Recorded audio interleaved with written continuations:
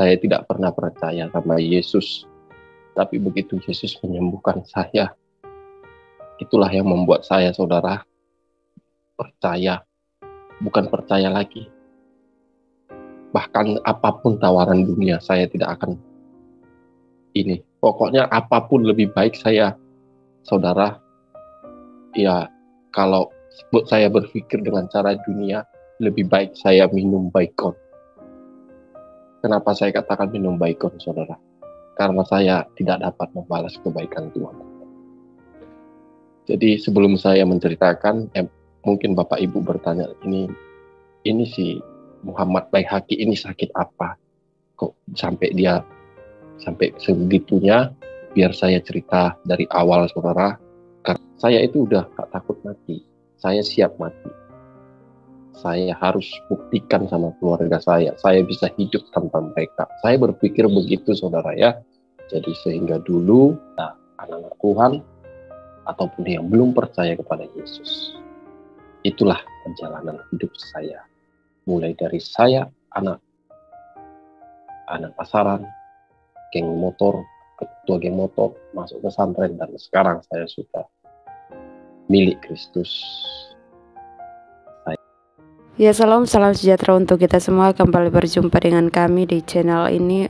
Saudaraku, kesempatan ini kami akan menayangkan lagi sebuah kesaksian dari seorang pria muslim yang telah murtad di hari puasa. Ya, penasaran dengan kesaksiannya? Mari kita sama-sama tonton video berikut ini. Yang ada di YouTube dan di Facebook. Puji Tuhan, saya diberikan waktu untuk bersaksi malamnya hari ini. Diberikan Bapak Mirazel. Saya bersyukur dan saya di sini ingin menceritakan perjalanan hidup saya di saat saya masih masih belum mengenal Tuhan, dan saya di situ masih orang dunia, dan saya ketua geng motor, dan sampai saya masuk ke pesantren dan sampai saya ditangkap oleh Tuhan Yesus. Saya akan cerita semua, saudara. Tetapi sebelum saya bersaksi buat Bapak Ibu yang ada di YouTube dan di Facebook, yang ada di COM, saya mau doa dulu kita, dan kita nanti angkat lagu pujian juga, baru saya bersaksi ya, agar Roh Kudus hadir di tengah-tengah kita di malam hari ini. Dimanapun kita berada, saya percaya Tuhan ada di rumah Bapak Ibu dan di tempat saya sekarang ini, melihat saya bersaksi. Saya merasakan Roh Kudus hadir, dan saya tahu Roh Kudus tersenyum melihat saya, karena inilah keinginan saya. Saya cuma ingin menyenangkan hati Tuhan.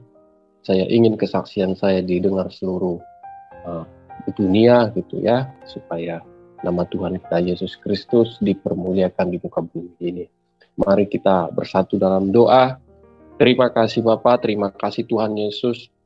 Di malam hari ini hamba-Mu dapat menyapa saudara-saudari seiman ataupun yang belum mengenal Engkau Tuhan Yesus. Hamba-Mu diberikan ruang oleh hamba-Mu Bapa, yang hamba sampaikan nantinya Tuhan, perjalanan hidup hamba mulai dari ketua geng motor dan di dalam pesantren, dan akhirnya Engkau menolong aku Bapa, yang menyelamatkan aku di saat aku tidak ada harapan untuk hidup. Oleh karena itu Bapa, urapi lidah hamba-Mu ini Bapa, jamah hati dan pikiran hamba-Mu ini, jauhkan segala roh-roh iblis yang ingin mengganggu ibadah kami di malam hari ini. Biarlah kiranya Bapa, kesaksian hamba-Mu ini menjadi berkat buat saudara-saudara seiman yang mendengarkannya. Biarlah kiranya kesaksian hamba-Mu ini Bapa bisa menjadi peringatan buat orang yang belum mengenal Engkau, agar mereka tahu bahwasanya Engkaulah Tuhan dan Juru Selamat. Terima kasih Tuhan Yesus, hamba-Mu tahu Tuhan, Engkau di malam hari ini Engkau ada, dan Engkau tahu Tuhan apa yang ingin hamba sampaikan. Oleh karena itu Bapa, biarlah Engkau mengurapi lidah hamba-Mu ini Tuhan Yesus. Terima kasih Bapa. Hamba juga tidak lupa untuk mendoakan bangsa kami yang sedang dilanda COVID-19 Tuhan Yesus. Biarlah kiranya Tuhan Engkau mengangkat COVID dari bangsa kami ini Tuhan, agar tidak ada lagi memakan korban jiwa Tuhan Yesus. Oleh karena itu Tuhan Yesus, berkati pemimpin bangsa kami yang telah Engkau percayakan untuk memimpin bangsa ini, mulai dari Bapak Presiden, Wakil Presiden, para menteri, DPRI, DPRD, mulai dari tingkat pusat sampai tingkat daerah. Tuhan Yesus, berkati kehidupan mereka, kesehatan mereka, istri, anak, cucu mereka, Tuhan Yesus. Dan juga buat Bapak Panglima TNI, Bapak Kapolri, dan Bapak Kasat Jenderal Dudung, dan Bapak Kapolda, dan juga buat Bapak Kapolres, Kapolsek, Tuhan Yesus. Biarlah Tuhan pemimpin yang telah Engkau percayakan untuk menjaga hukum di bangsa ini, Bapak, menjadi pemimpin yang takut akan Engkau. Terima kasih Tuhan, berkati kehidupan mereka, istri, anak, cucu mereka, usaha bisnis apapun yang mereka kerjakan, berkati Tuhan Yesus.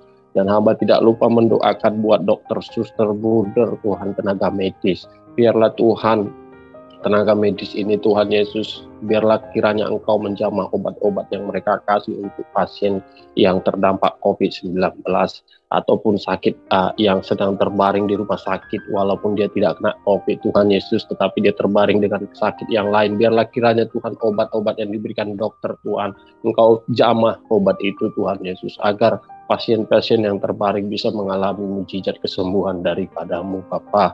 Terima kasih Tuhan Yesus. Terima kasih Bapa, Engkau sangat baik dalam hidup kami. Kami tidak tahu Tuhan dengan apa kami membalas kebaikan-Mu dan kasih-Mu di dalam hidup kami, sehingga kami hanya bisa berdoa, mengucap syukur dan memuji nama-Mu dan merenungkan firman-Mu, Bapa. Kami tahu Tuhan, kami orang yang berdosa. Kami tahu Tuhan, kami penuh dosa, tetapi Engkau telah menebus kami, Tuhan Yesus, di kayu salib. Semua itu karena kasih dan anugerah-Mu, Bapa. Karena sehingga kami bisa hidup sampai sekarang ini, Tuhan Yesus. Terima kasih Bapa, terima kasih Tuhan Yesus. Sembunyikan hamba-Mu ini di balik salib-Mu. Biarlah hanya nampak hanya kemuliaan-Mu.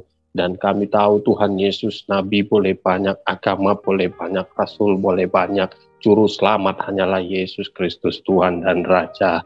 Dan malam hari ini kami tahu dan kami imanin, bahkan ada yang mengalami mujizat di dalam rumah kami masing-masing yang mendengarkan kesaksian hamba-Mu ini, dan yang mendengarkan doa hamba-Mu ini. Yang sakit Engkau sembuhkan, yang lemah Engkau kuatkan, yang berbeban berat Engkau beri penghiburan, Tuhan Yesus. Yang sedang membutuhkan mujizat, biarlah kiranya Tuhan Engkau nyatakan mujizat-Mu kepada mereka. Terima kasih Bapa, terima kasih Tuhan Yesus. Berkati kehidupan hamba-Mu ini, cukupkan hamba-Mu ini Bapa.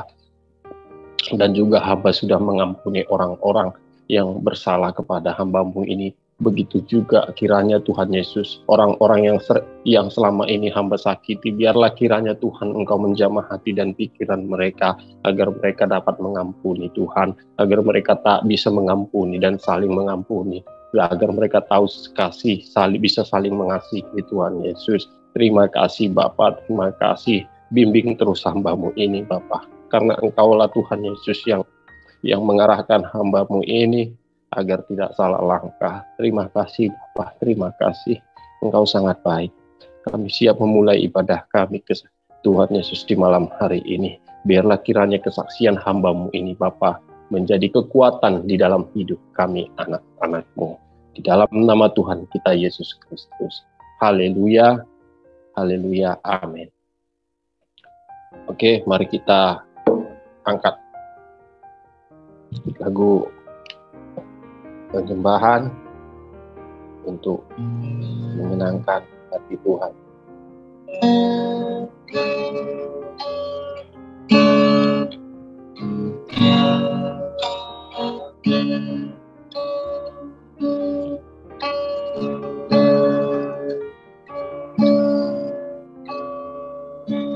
Hari berganti hari, ku merasakan kasih dari-Mu, sebab Kau Tuhan yang selalu menolongku.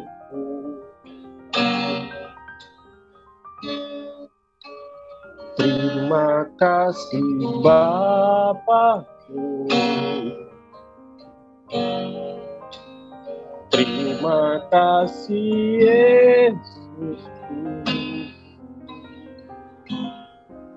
Kau telah menyelamatkanku agar aku tak binasa.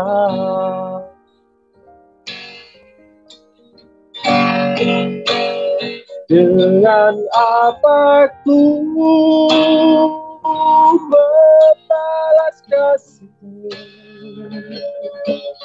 Dengan apa ku membalas kebaikanmu? Hanya aku ingin berkata selalu, Yesus penolongku.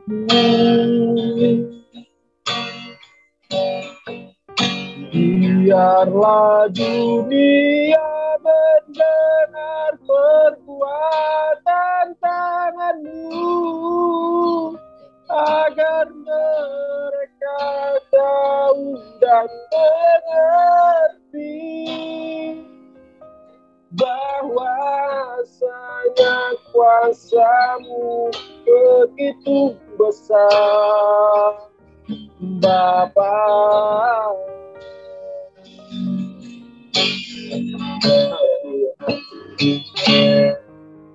Ku tak dapat membalas kebaikan-Mu, oh Bapa.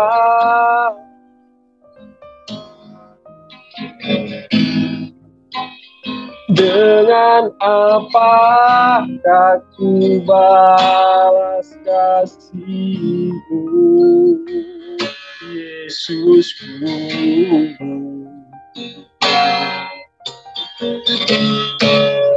Ku hanya ingin menyenangkan hati-Mu, itu yang aku rindukan selalu. Sebab aku begitu berterima kasih buat pengorbananmu kepadaku. Kau mengasihiku agar ku tak binasa. Kau menyembuhkanku di saat ku tak berdaya, terbaring lemah, tapi Engkau menolongku, Yesus, Tuhan dan Rajaku.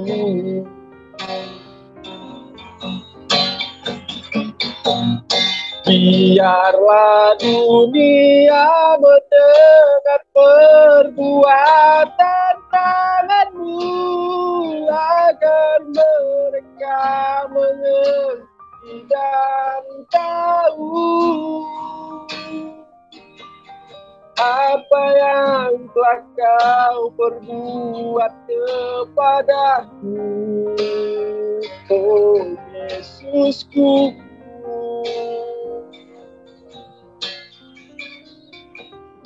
Dengan apakah ku membalas kasih-Mu kepadaku?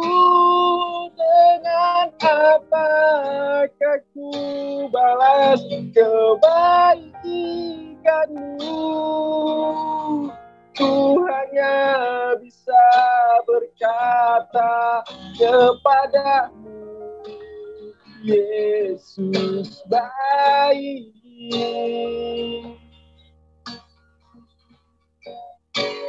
Dengan apakah ku balas kebaikan-Mu? Dengan apakah ku balas kasih-Mu? Yesus, Engkau baik kepadaku, oh Yesusku.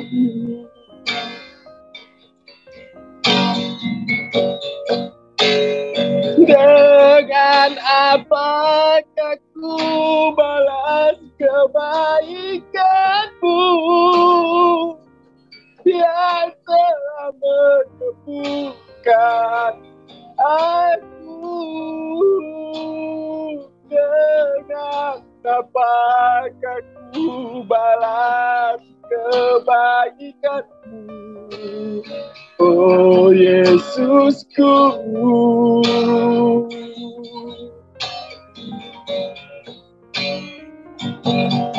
Ku hanya bisa memuji dan memuliakan nama-Mu, Bapa. Ku hanya bisa merenungkan firman dan melakukan perintah-Mu.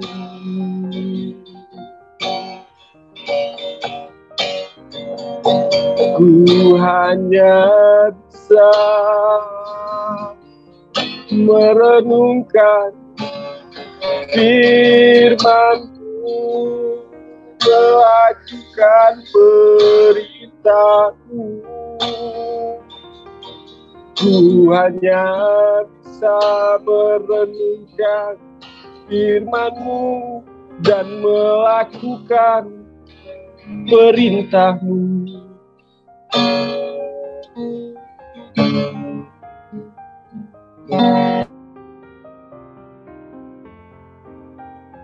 Ya, shalom. Terima kasih buat Bapak Ibu masih setia menemani saya.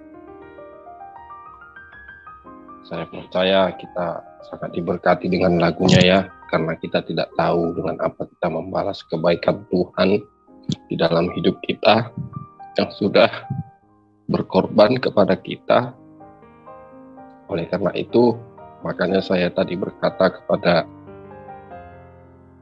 Tuhan Yesus, saya mengampuni orang yang bersalah kepada saya, dan saya juga berharap orang yang sudah saya sakiti kiranya mengampuni saya, dan saya tahu apa yang Tuhan rasakan dan apa yang Tuhan Yesus alami hanya untuk menyembuhkan saya. Saya tidak pernah percaya sama Yesus, tapi begitu Yesus menyembuhkan saya, itulah yang membuat saya, saudara, percaya. Bukan percaya lagi. Bahkan apapun tawaran dunia, saya tidak akan ini. Pokoknya apapun lebih baik saya, saudara. Ya, kalau saya berpikir dengan cara dunia, lebih baik saya minum Baygon. Kenapa saya katakan minum Baygon, saudara? Karena saya tidak dapat membalas kebaikan Tuhan. Jadi sebelum saya menceritakan, mungkin Bapak Ibu bertanya, ini si Muhammad Baihaqi ini sakit apa? Kok sampai sebegitunya? Biar saya cerita dari awal, saudara, karena judul kita di thumbnail juga membahas perjalanan hidup saya di waktu saya masih ketua geng motor. Oleh karena itu, saya akan bersaksi dengan Bapak Ibu bagaimana dulunya saya rusaknya, parahnya gitu ya. Saya akan cerita. Puji Tuhan, saudara, saya di Sumatera, asli orang Sumatera Utara dan di Medan gitu ya. Dan puji Tuhan, dulu itu saudara, saya itu tidak ada berniat mau untuk menjadi ketua geng motor ya. Tapi karena saya melihat, karena kehidupan di Sumatera itu saudara sangat keras ya. Kehidupan di Sumatera sangat keras dan di sana orangnya keras gitu ya. Jadi sehingga saya juga di situ berpikir gimana ya supaya saya bisa hidup ya. Kenapa saya katakan bisa hidup? Karena saya juga sudah tidak diperhatikan, saudara ya. Saya tidak diperhatikan lagi sama keluarga besar saya ya. Ini kesaksian, saudara, bukan saya itu benci, dendam, enggak. Saya tadi sebelum saya jom, tadi saudara, saya selesai mandi, saya doa, saya menangis sama Tuhan, saya memaafkan orang-orang yang menyakiti saya, begitu juga sebaliknya orang-orang yang menyakiti saya, kiranya memaafkan saya, mengampuni saya. Makanya di sini saya mau nyampaikan buat Bapak Ibu, ini perjalanan, bukan dendam atau. Jadi dulu itu keluarga saya itu udah nganggap saya itu tidak ada, saudara ya, karena kebandalan saya. Saya itu bandel banget, saudara. Bandel. Maka saya bilang bandel itu, ya kalau preman-preman di Sumatera Utara sana, saudara, ya kalau ketemu sama saya dulu, ketemu sama saya itu mereka itu jaga jarak, saudara. Jaga jarak. Kenapa jaga jarak? Karena saya itu gampang tersinggung, saudara.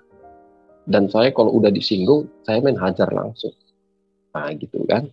Jadi, karena gini, saya dulu berpikir begini. Saya itu udah gak takut mati. Saya siap mati. Saya harus buktikan sama keluarga saya bisa hidup tanpa mereka. Saya berpikir begitu, saudara ya. Jadi, sehingga dulu saya itu latihan bela diri, saudara. Saya latihan bela diri dulu, saudara. Puji Tuhan, saya latihan bela diri itu 4 bulan, saudara. 4 bulan hanya untuk meraih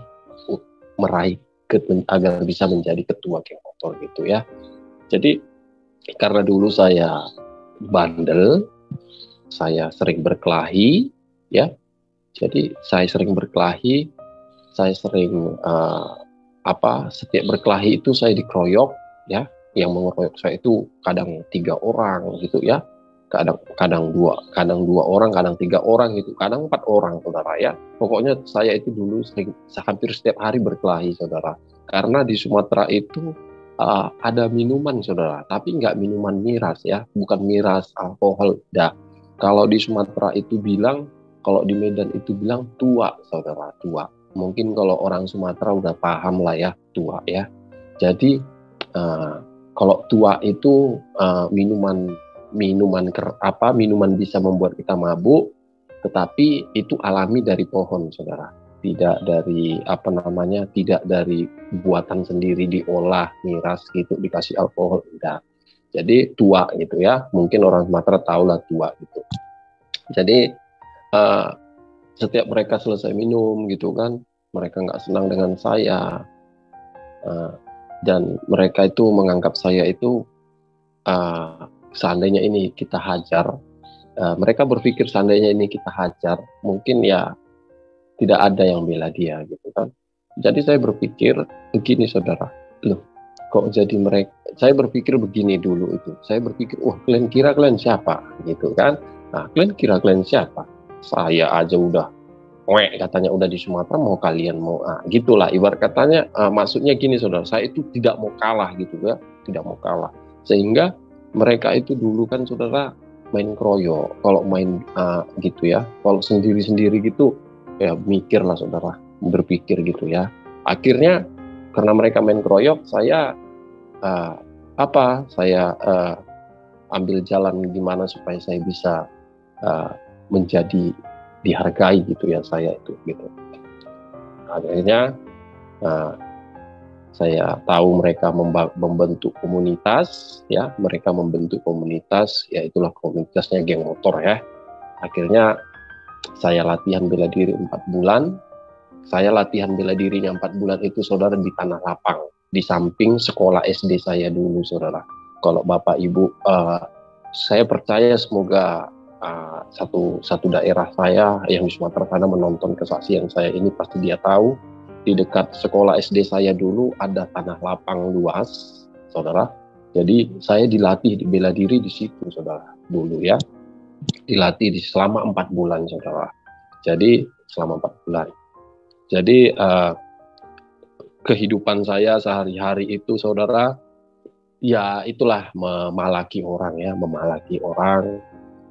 Misalnya memalak itu, kalau orang Sumatera memalak itu maksudnya menderen gitu ya, menderen gitu, ngompas gitu, ngompas deren. Karena saya dulu itu, saudara, kan tidak ada misalnya saya kan bukan ada gaji bulanan dari kantor, ataupun saya bukan dikasih orang tua uang atau kakak, tidak ada, saudara kan. Jadi tapi saya itu, hidup saya memang hancur-hancuran, hidup saya memang sudah gimana ya, parah lah gitu ya. Dan akhirnya saya ikut teman saya. Ada teman saya, dia punya usaha gitu ya, usaha kaca cermin, untuk bercermin gitu, saudara ya, kaca cermin. Jadi teman saya ini pengusaha kaca cermin, dia butuh supir. Puji Tuhan, saya kan ketepatan saya bisa bawa mobil, saudara ya. Jadi saya juga butuh uang untuk kehidupan sehari-hari kan, karena saya itu dulu kan waktu saya sebelum bela diri itu kan, saya tidak bisa hidup sendiri gitu ya kalau tidak bekerja. Akhirnya saya bekerja sama pengusaha kaca film, dan puji Tuhan disitulah, saudara, saya latihan bela diri, dan saya balas dendam gitu ya. Saya balas dendam, saya latihan bela diri, dan akhirnya saya temui ketuanya langsung, saudara. Saya temui ketuanya itu orang Sumatera, tapi bukan asli orang Sumatera. Dia orang pendatang, cuman keluarganya dia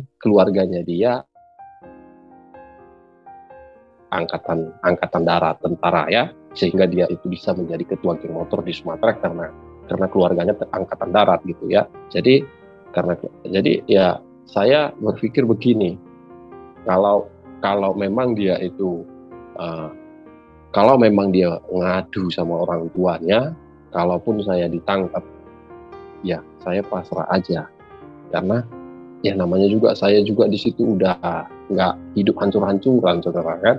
Jadi saya nggak mikir lagi mau bapaknya tentara, angkatan darat, mau apa, nggak mikir lagi gitu kan.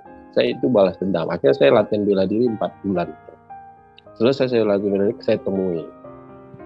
saya temui ke tempat biasa nongkrong kan. Jadi sudah itu datang temannya, anggotanya dia gitulah. Anggotanya dia ya kayak apalah gitu, kayak ngejek-ngejek saya cara ngomongnya gitu ya kan. Jadi ya sementara mereka tidak tahu bahwasannya saya itu sudah latihan bela diri gitu kan. Nah, saya datang ke situ memang mau menghajar ketuanya, saudara. Saya itu tidak mau menghajar anggota. Kenapa? Kepalanya dulu dimatikan, baru badannya, baru kakinya. Kalau memang kita latihan bela diri itu diajarkan kan begitu. Saya diajarkan begitu dulu. Kalau kamu nanti mau menghajar seseorang, kepalanya hajar, jangan ekornya. Jangan kakinya, jangan tangannya gitu. Sama seperti ular, kalau ada ular gitu, saudara, jangan kepala, jangan ekornya kita ini kan, pasti kita dipatok, kepalanya langsung kan begitu. Akhirnya saya datang, anggotanya komunitasnya, kawan teman-teman dia gitu ya, bawahan dia semua ya, sama saya diam aja, saya nggak layani.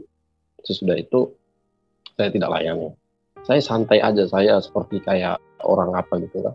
Begitu datang dia naik sepeda motornya saudara, RS King, suara motornya RS King kan ya, suaranya berisik gitu.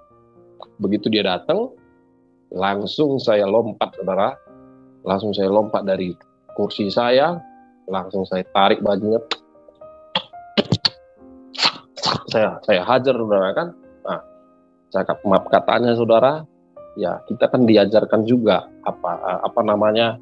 trik-triknya itu kita diajari, saudara ya. Kita latihan bela diri itu bukan sembarang latihan main barbar gitu, main tumbuk, enggak, saudara. Ada triknya semua itu kan. Ya akhirnya saya lihat apanya dia udah mau nyerang saya juga, kan. Akhirnya ya saya langsung saya ambil jalan pintas, saudara kan, biar dia nggak berdaya lagi. Saya tinju sehabis tenaga saya. Saudara. Mohon maaf, ini saya bicara harus terbuka. Saya tinju langsung, saudara, sehabis tenaga saya. Kemaluan dia. Wah, di situ dia menjerit-jerit, saudara. Nah, karena apa saya katakan begitu? Ya memang itu trik satu. Itu masih trik satu untuk melumpuhkan musuh, saudara. Kemaluan dia. Di situ menjerit-jerit dia. Habis itu datang teman-teman dia mengapakan saya, menghajar saya kan pakai kayu gitu. Jadi sesudah itu saya berpikir, waduh ini pakai kayu mereka ini kan begitu. Saya udah sempat bingung juga di situ karena mereka itu kan ada 4 orang, saudara ya, 4 orang. Nah, sama ketuanya ini. Jadi yang 3 lagi mau ngapakan saya pakai kayu. Akhirnya karena mau pakai kayu saya pergi, saudara, saya tinggal. Saya naik motor, saya gas motor saya langsung saya pergi. Habis itu sesudah itu saudara, ya saya itu juga ugal-ugalan di jalan ya, balap-balap gitu ya. Kadang saya tidur di atas sepeda motor, kadang saya nanti sepeda motor itu larinya 120 saudara, 120 larinya. Nanti kadang saya tepuk tangan begini, lepas tangan gitu, ya kan? Lepas tangan, tepuk tangan di jalan. Tok pada ngeliatin semua orang gitu saudara kan. Ya namanya juga hidup dunia, hidup yang belum kenal sama Tuhan ya saudara ya. Dan di situ habis itu saya apanya juga anggota dia juga masih mencari saya kan di situ. Akhirnya saya lari saudara. Saya lari ke arah Aceh. Saya lari ke arah Aceh, bukan Aceh ini ya, bukan Aceh Darussalam sana, bukan Banda Aceh, tapi Aceh arah ke Tanah Karo, saudara. Ya kan, saya lari ke sana, naik sepeda motor, saudara. Saya itu, saudara, tidak pernah pakai helm, saudara.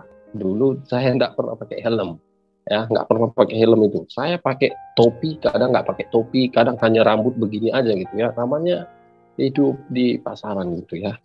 Dan habis itu saya kira-kira ada sekitar berapa bulan, saya balik lagi ke Sumatera, saya temui lagi itunya tadi kan, komunitasnya dia gitu ya, komunitas apanya, pas mereka lagi pas lagi mereka lagi taruhan duit. Kalau di Sumatera itu kan saudara, balap motor itu taruhan, saudara, taruhan duit gitu. Nah, karena kan ada di jalan Umban Surbakti, Sumatera Utara, jalan Umban Surbakti itu kan ada jalan lurus, saudara. Itu dibangun sama pemerintah dulu kan, jalannya lurus gitu, lurus, nggak ada belok-belok. Jadi itu khusus tempat untuk balap dibuat, saudara, balap liar gitu kan, balap liar. Jadi habis itu saya pulang, saudara, ke Sumatera. Saya temui lagi dia, mereka pas lagi taruhan mau balap gitu ya, mau balap di situ. Begitu saya datang, saya lihat, saya lihat mereka rame gitu kan. Nah, saya lihat mereka rame, sudah itu saya intip, saudara. Ketuanya ini saya intip lagi di tengah jalan kan. Pas mau pulang, pas dia mau pulang ke rumahnya, saya cegat lagi di jalan. Di situ saya hajar lagi, saudara, sampai masuk ke got saya buat, saudara. Masuk ke got, saya bilang langsung sama dia, sama ini, kamu ketua begini, masa satu lawan satu aja nggak ini kan begitu.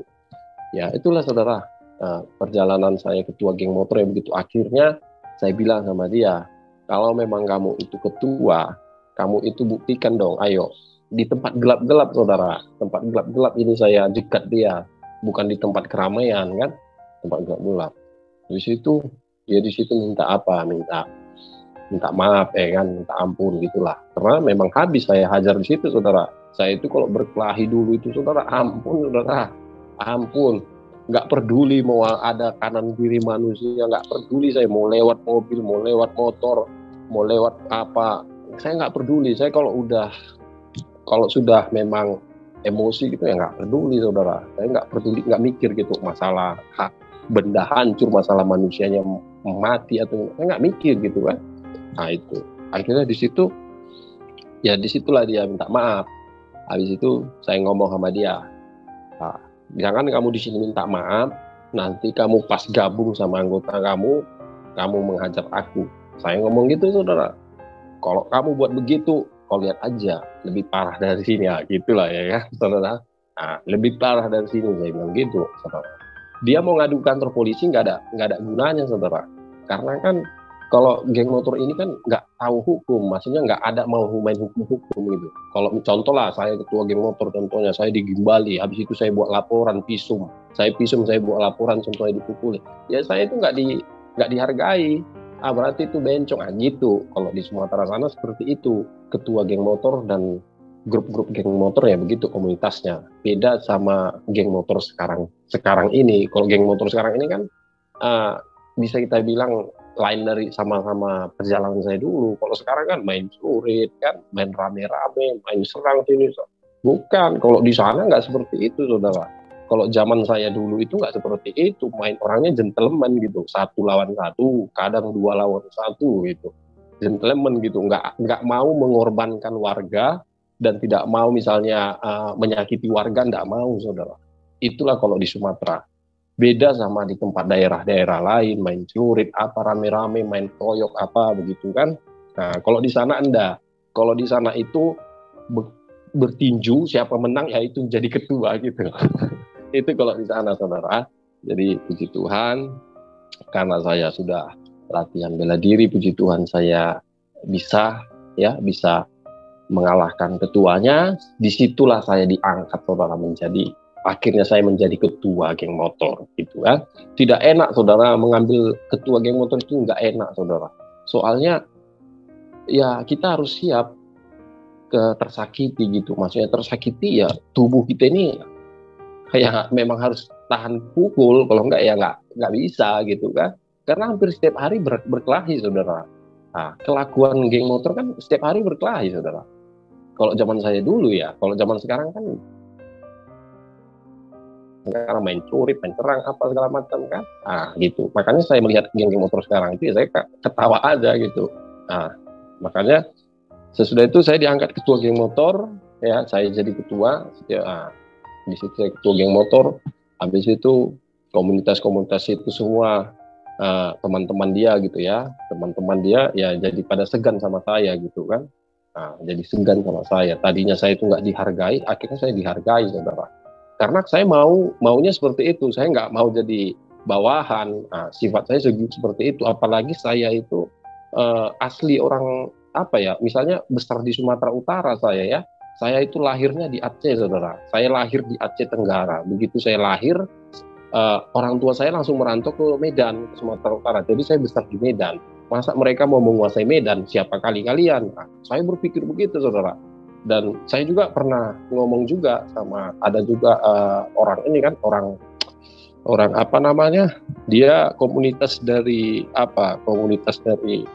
lupa saya nama komunitasnya, ya kan, tapi dia orang dari luar Medan ya, bukan di kota Medannya, dia luar Medan, saudara. Dia mau membuktikan ketuanya dia kan, dia dari Pematang Siantar, saudara.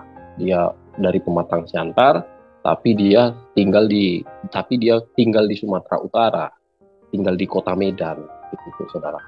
Jadi dia tinggal di kota Medan, tapi dia bukan asli orang kota Medan. Beda dengan kayak saya kan begitu lahir di Aceh Tenggara, saya langsung ke Medan. Jadi saya udah memang paham liku-liku Sumatera Utara itu, saya udah paham, saudara. Liku-likunya, jalan-jalan sempitnya. Makanya saya itu pernah juga dulu dikejar sama motor patroli kan, mobil patroli kan. Kalau di Medan itu, saudara, mobil motor, saudara. Kalau di Medan, kalau sepeda motor itu kereta. Itu kalau di Medan. Kalau di Sumatera. Jadi kalau dulu itu mobil patroli itu, saudara, pernah ngejar saya dulu. Ya, kalau itu waktu saya dikejar ya itu saya lari ke jalan tikus kan. Maksudnya jalan tikus itu jalan sempit, saudara, supaya mobilnya kan nggak bisa masuk gitu. Ya saya nggak bisa dapat gitu. Saya pernah juga dikejar sama mobil patroli kan. Karena saya dulu knalpot motor saya berisi kan. Terus saya bawa sepeda motor saya tidur gini loh, saudara. Sampai sekarang saya masih bisa, saudara. Kalau saya praktekkan cara bawa motor saya dulu, kalau saya praktekkan sekarang bisa. Tapi buat apa saya praktekkan kan begitu? Nanti kalau saya praktekkan, nanti kan tanggapan anak-anak Tuhan jadi jelek sama saya, ntar dikira saya masih hidup dengan seperti dulu masa lalu kan begitu. Makanya saya nggak mau ya. Ya kalau mau dipraktikkan ya bisa gitu kan, ya masih bisa gitu, masih tahu trik-triknya seperti apa, masih bisa berdiri di sepeda motor, saya bisa tidur di sepeda motor, saya bisa lepas tangan gitu, bisa kan, bisa. Terus kalau boncengan itu kalau boncengan naik sepeda motor gitu, contoh ada di belakang saya teman boncengan, contohnya, terus dia mau bawa motor ini, itu motor nggak usah berhenti, bisa saudara, ada trik-triknya itu. Motor ini nggak usah berhenti. Nah, caranya seperti apa ya, itu tadi. Nah gitu. Jadi kita semua itu ada trik-triknya ya. Cara bawa sepeda motor itu ada trik-triknya, gimana supaya kita bisa membuat seperti ini. Ada triknya semua itu saudara. Dan kita harus bisa menyeimbangkan tubuh kita gitu, nggak boleh kita contohnya berat kiri berat kanan, berat kiri berat kanan, nggak boleh, kita harus seimbang, gitu ya kalau Pak Potor. Makanya saya bilang puji Tuhan, saya itu dari waktu saya ketua geng motor itu memang sangat ngeri lah saudara ya, hampir setiap hari berkelahi, hampir setiap hari mukuli anak orang gitu ya. Dan saya juga pernah juga saya colek pantat perempuan. Waduh, kok parah lah saudara, pokoknya sangat parah lah. Kalau saya ingat itu kelakuan saya dulu, ngeri lah saudara. Ya kalau di Sumatera sana kan saudara, apa ada yang kerja, pulang kerja shift malam jam 10 malam, jam 11 malam gitu kan.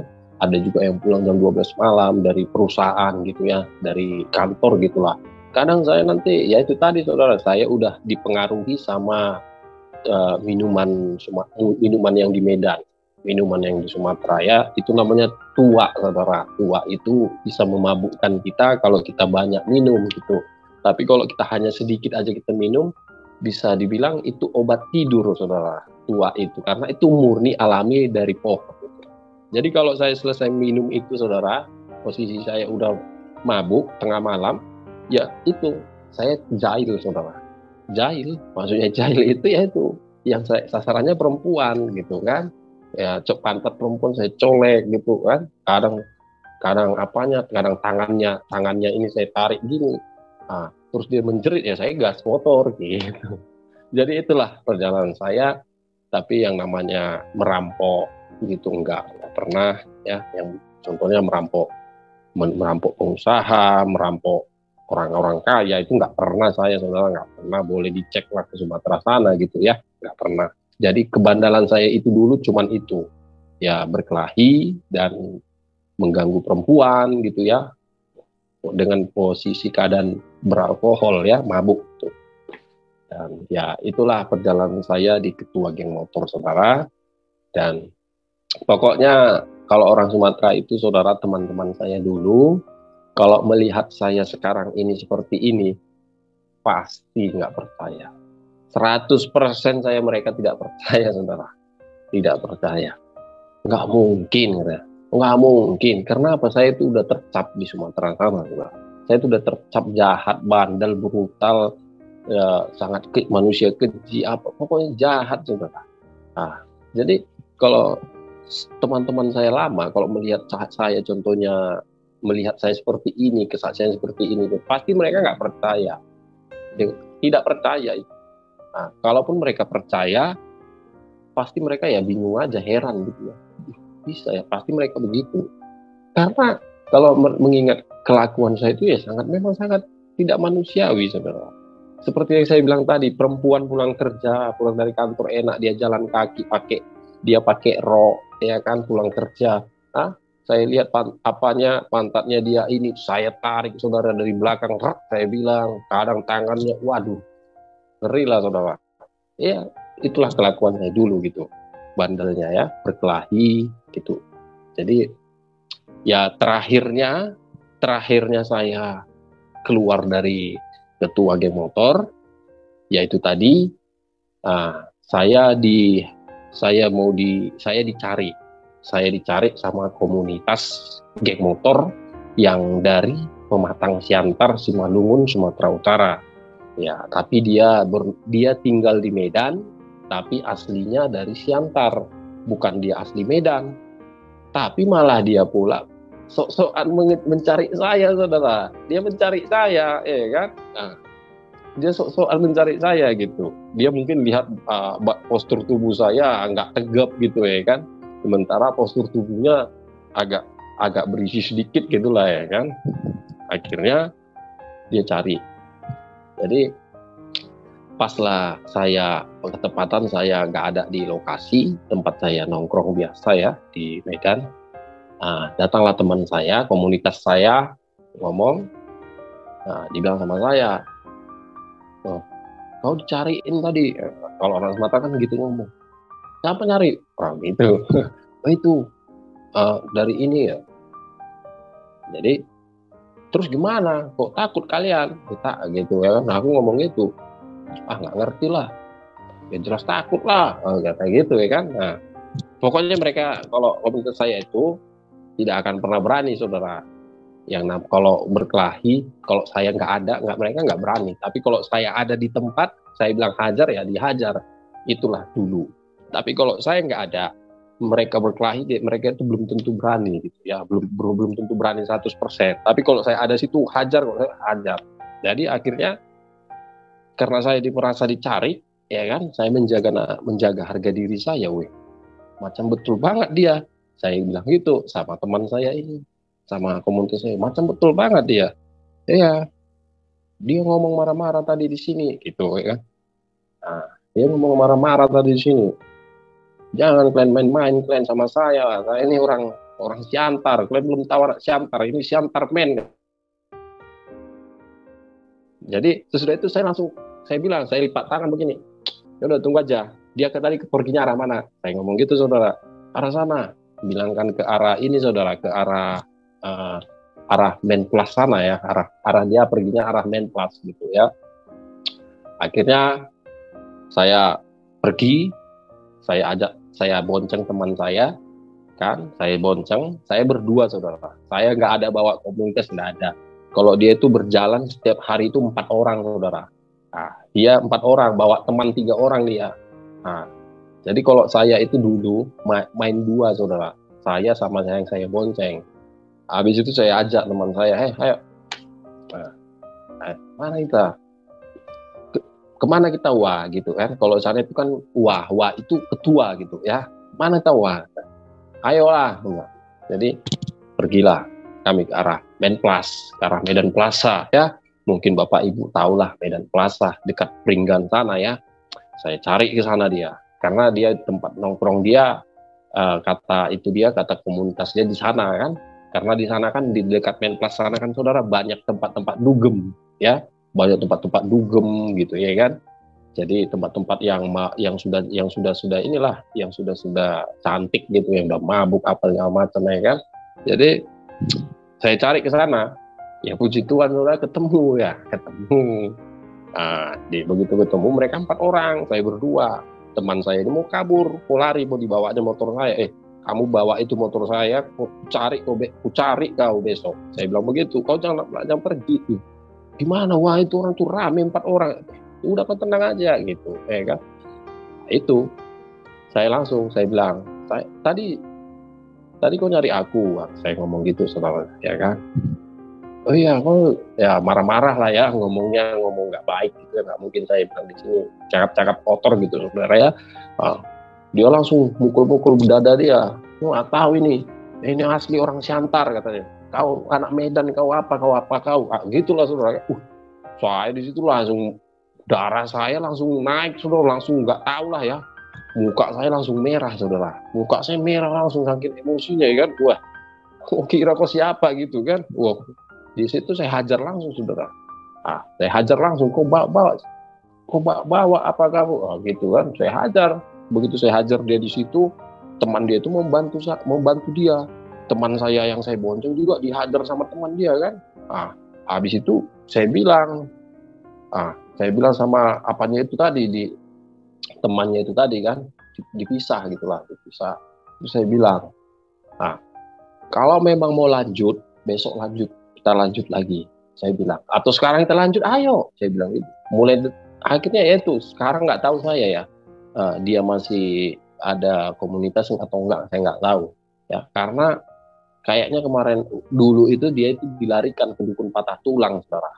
Dukun patah tulang karena ini tangan dia ini patah, saya putar kan, patah, engselnya lari gitu. Jadi saya dapat kabar dia kayaknya dilarikan ke dukun patah tulang. Kalau di Medan itu, di Sumatera Utara itu, saudara, dukun patah tulang ada yang bagian engsel lari kan. Dan akhirnya ya itu saya dapat kabar dia begitu. Sesudah itu kabarnya saya nggak tahu lagi ya gimana, entah dia gimana, saya entah dia pulang ke asalnya ke Siantar sana, saya nggak tahu gitu kan. Nah, ya itu tadi ya, ya habis itu saya ada berapa lama kecelakaan saudara kan. Saya kecelakaan, ya, saya itu meninggalkan geng motor itu di saat saya kecelakaan. Waktu saya belum kecelakaan, saudara, saya tidak mau meninggalkan geng motor saya. Karena saya dari geng motor itu saya bisa hidup, bisa membutuhi kehidupan saya sehari-hari, gitu kan. Nah, kalau enggak, saya gimana bisa hidup, bisa bertahan hidup, begitu. Akhirnya ya itu tadi, ya saya kecelakaan, dan saya di situ ya sudah gimana ya, udah nggak ini lagi lah, udah nggak mau lagi gitu ya, sudah mau melepaskan apa saya, karena saya waktu kecelakaan itu, saudara, saya di situ ya masih berpikir begini, untuk saya masih hidup begitu ya. Nah, dan saya telepon keluarga saya waktu saya kecelakaan itu, keluarga saya, dan keluarga saya juga seperti udah nggak apa ya, seperti apa ya, gimana, kayak lepas tangan begitulah ya, kayak lepas tangan sama saya gitu ya. Dan misalnya karena mereka ingat ya dengan kejahatan saya gitu ya, kejahatan saya itu jahat banget, saudara, jahat lah pokoknya ya. Saya itu yang sering saya pukuli itu, orang yang sering saya pukuli itu, saudara, bukan orang Medan, bukan asli orang Medan, enggak, orang luar yang merantau ke Medan. Itu yang saya habisi, yang saya hajar dulu gitu, bukan asli orang situ, orang Sumatera gitu kan. Karena kan kalau asli orang Sumatera itu pasti ketahuan gitu ya, ketahuan dari cara ngomongnya gitu ya kan, dari tingkah lakunya ketahuan itu gitu ya. Tapi kalau dari luar sana gitu kan, nah, jadi ya saya ingat aja lah sama ini, saya ingat dengan bapak itu, bapak almarhum Olo Panggabean kan. Olo Panggabean almarhum kan, beliau kan kepala preman Sumatera Utara. Saya ingat dia aja gitu. Nah, dia bisa memegang Sumatera ini. Masa jadi kok orang luar yang, kok jadi orang luar sana pula yang menguasai Sumatera ini kan begitu. Orang dari Siantar, mau merajai di Medan ini, orang dari Padang, orang dari Aceh mau menguasai Medan, mau nggak bisa. Saya berpikir begitu, saudara, ya kan. Saya berpikir begitu. Loh, macam hebat benar gitu kan. Ya dulu itu, saudara, komunitas kami itu Melayu Deli. Kalau di Sumatera itu kan Melayu Deli ya, Melayu Deli, Batak, Karo, terus Aceh, terus Padang ya, Padang. Terus ada lagi satu lagi itu dari mana itu ya, dari suku apa lupa saya. Pokoknya ada satu lagi dari suku luar lah ya, luar, orang apa sana, orang arah Aceh sana gitu ya, Aceh apa namanya, Gayo ya, Gayo. Nah, jadi itu ada ini ya, saudara, ada 6 yang kami saling kenal. Nah, tapi yang keras itu tadi, orang Padang. Nah, yang keras itu orang Padang kan, Padang, Aceh, sama orang Siantar yang saya ceritakan tadi gitu. Yang 3 ini yang ingin selalu mengapakan saya gitu kan, yang ingin selalu memusnahkan saya gitu, saudara. Nah, gitu ya kan, supaya saya nggak bisa menjadi ketua geng motor lagi di Sumatera sana gitu. Nggak bisa lah, saya kan gitu. Saya langsung nggak bisa gitu. saya merasa nggak bisa gitu ya, nggak mungkin. Kalian mau menghilangkan saya nggak bisa, saya putra daerah sini kan begitu, saya udah paham liku-liku sini, liku-liku Sumatera ini saya udah ngerti ya. Saya merasa seperti itu saudara, sehingga saya hajar saudara. Jadi ketua geng motor yang dari Padang, yang suku Padang, suku Aceh itu udah habis saya, sama Siantar itu yang 3 itulah udah tangan saya ini udah capek saudara mukuli saudara. Nah, udah capek ya mukuli mereka, mukuli ketuanya, mukuli komunitasnya, udah saya pukuli, saya intip di jalan, saya hajar. Saya ajar saudara. Makanya orang Siantar, orang Sumatera itu dulu saudara banyak yang nggak suka sama saya. Nah, misalnya orang tuanya, bapak-bapak, ibu-ibu gitu kan, yang asli dari Siantar sana itu, kalau ngelihat saya itu nggak suka gitu, karena dia merasa satu daerah dia saya ganggu gitu kan, saya hajar gitu. Terus yang dari Padang kan, terus yang dari Aceh. Jadi yang 3 ini, jadi kalau yang Melayu Deli, ketua geng motor dari Melayu Deli itu nggak pernah itu bentrok sama saya dulu saudara, nggak pernah duel bertumbuk, karena saling menghargai, dia menghargai saya hargai gitu kan. Nah, jadi yang kepala batu itu, yang otaknya keras, yang dia merasa hebat, dia pengen mau menguasai Sumatera, ya itu tadi Padang, Aceh, sama orang Siantar. Akhirnya sesudah itu, sesudah saya kecelakaan lah saya, sudah saya kecelakaan, disitulah saya masuk pesantren ya. Jadi saya masuk pesantren, di pesantren saya 2 tahun saudara. Saya ketua geng motor itu 1 tahun lebih ya, 1 tahun lebih saudara. Hidup saya memang rusak hancur di situ. Memang ya puji Tuhan kalau saya bisa hidup sekarang ini saudara, memang itu karena anugerah lah ya. Karena kalau mengingat kelakuan saya dulu itu ya, jadi sudah itu saya masuk pesantren. Di dalam pesantren saya mau mendalami ilmu agama Islam gitu ya. Di situ saya mau misalnya ya mau menuntut ilmu begitu ya. Kalau kayak di sekarang agama Kristen ya kayak sekolah teologi gitu saudara ya, kayak sekolah teologi. Dan saya saya masuk pesantren itu 2018 saudara. 2018 saya masuk, akhir apa pertengahan lupa ya, pokoknya 2018 lah ya. Habis itu saya keluar 2019 akhir. 2019 akhir saya keluar dari pesantren. Jadi saya dibaptis bulan 2 tahun 2020 di Semarang, saudara kan. Jadi sebelum saya dibaptis, selama saya di dalam pesantren itu, tugas saya di pesantren ya itulah saudara. Ya berzikir terus sholat. Sholat itu memang harus penuh, nggak boleh bolong ya, nggak boleh bolong, misalnya entah bolong subuh nggak boleh, namanya pesantren ya.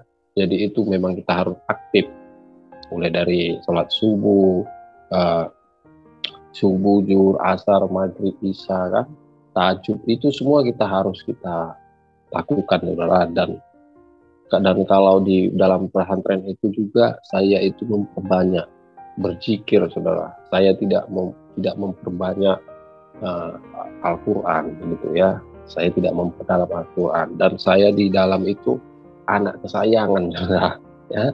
Jadi kalau pesantren saya contohnya nggak mengakui saya itu dulu anak kesayangan guru saya, nah itu berarti mereka sakit hati, itu aja ya. Tapi saya tidak masalah sama saya, mau orang benci sama saya tidak masalah, yang penting saya sudah mengampuni orang yang menyakiti saya. Dan saya juga minta buat orang-orang yang sudah saya sakiti agar kiranya mengampuni saya, karena saya bukan yang dulu lagi gitu ya. Saya berharap kita saling mengampuni, kita saling mengasihi satu sama yang lain gitu ya. Sudah itu di dalam pesantren itu ya saya mendalami ilmu agama Islam, yaitu tadi berzikir terus ya, dari sholat, terus saya juga dekat sama anaknya guru saya dulu ya, dan sehingga anak gurunya saya juga yang ngajari bawa mobil saya, saudara, dulu. Ya. Saya ngajari bawa mobil gitu, karena yang bawa mobil itu cuma saya yang bebas gitu dulu kan. Nah, maksudnya bebas itu ya nggak bebas banget lah, maksudnya kalau disuruh apa gitu ya saya gitu ya kan, karena saya itu dulu dalam itu kan nggak malas gitu ya kan. Kalau disuruh cuci mobil ya saya cuci. Kalau saya disuruh kalau saya disuruh beli rokok ya saya beli rokok. Kalau saya disuruh sholat, kalau saya disuruh zikir, kalau saya disuruh tahajud ya kan. Jadi di situ saya memang benar-benar lah mau berubah ya, mau meninggalkan geng motor saya ini gitu, saudara. Sehingga saya itu selama di dalam pondok pesantren ini, saudara, saya itu tidak pernah yang namanya seperti kehidupan saya seperti yang dulu gitu ya. Ya, saya itu pakai sorban terus kan, terus ya tasbih terus gitu. Jadi saya itu kelakuan saya memang tidak seperti geng motor waktu selama saya di pesantren. Ya, makanya kan karena kan kita tidak boleh menjelekkan nama baik pesantren, sehingga saya dulu itu tidak meninggalkan kelakuan saya waktu di geng motor gitu. Sesudah itu, saudara, habis itu akhir mau menjelang tahun baru, saya izin ke Wonogiri, saudara, Wonogiri Jawa Tengah sama guru saya di pesantren ya. Terus dibolehin, ya udah pergi kalau mau pergi gitu kan, karena kan pusatnya di Sumatera, cabangnya ya banyak ya, tapi pusatnya di Sumatera, di tempat saya mengabdi belajar ilmu agama Islam tadi yang saya sampaikan tadi. Saya dari pusat gitu, saya pergi ke Wonogiri Jawa Tengah ya. Jadi pas saya di Wonogiri, saya bermimpi, saudara. Karena saya kan punya teman polisi dari Pekanbaru. Dia agama Kristen ya, dan dia anak Tuhan, maksudnya anak Tuhan, rajin ke gereja dia, saudara. Jadi saya mimpi sama beliau mengajari saya baca Alkitab, beliau mendoakan saya. Habis itu saya bangun, saya telepon beliau, dan beliau mengatakan, "Bang, lupakan saja," kata teman saya ini, Pak Nababan, warga Nababan, orang Sumatera. "Bang, lupakan saja, nggak usah diingat lagi." "Oh iya Pak," saya bilang. Sudah itu ada sekitar seminggu lagi, itu tadi, saudara, saya mimpi lagi sama Pak Nababan ini. Pak Nababan ini bawa saya ke gereja. Udah itu dalam gereja Pak Nababan ini ngenalin saya sama pendeta. Terus pendeta ini membacakan Alkitab sama saya, firman, terus mendoakan saya. Sesudah itu kami bertiga foto-foto depan mimbar, saudara. Di depan gereja itu, mimbar namanya kan, tempat pendeta khotbah itu, di depan itu di foto-foto. Sesudah itu saya telepon, "Pak, saya mimpi lagi," saya bilang. "Oh, mimpi apa lagi, Bang?" "Ya itu, saya Bapak bawa ke gereja. Bapak kenalin saya sama pendeta," saya bilang begitu, saudara. Dan akhirnya dia merinding lah ya. Dia merinding, katanya, "Bang, saya sampai merinding ini," katanya. "Terus gimana, Bang? Apalagi kan Abang itu bukan ini ya, bukan seperti Islam yang teman seperti yang saya lihat sekarang," katanya. "Abang itu kan di kepala itu sudah sorban gitu, saudara ya. Kalau orang yang sudah sorban itu ya mungkin Bapak Ibu tahu lah ya. Ya misalnya ya di bilang dibilang apa, intoleran apa, keras, intinya keras lah ya, maksudnya keras itu taat gitu loh ya, Islam yang taat ya. Jadi dan akhirnya Pak Nababan ini bilang, bentarlah bang, saya telepon dulu hamba Tuhan yang mau membaptis, katanya. Puji Tuhan, Bapak Nababan ini juga saudara, nggak gampang loh mencari pendeta membaptis saya dulu, nggak gampang. Kenapa? Ya itu tadi, karena nggak gampang itu ya karena itu tadi, ya karena iblis nggak mau saya itu dibaptis gitu kan. Iblis itu mempersulit baptis saya. Akhirnya puji Tuhan ya, Tuhan tetap buka jalan terus. Akhirnya Pak Nababan nelpon saya, bang, ini ada orang Jawa Tengah katanya, nggak jauh dari Wonogiri tempat abang sekarang, abang temui lah katanya begitu saudara kan.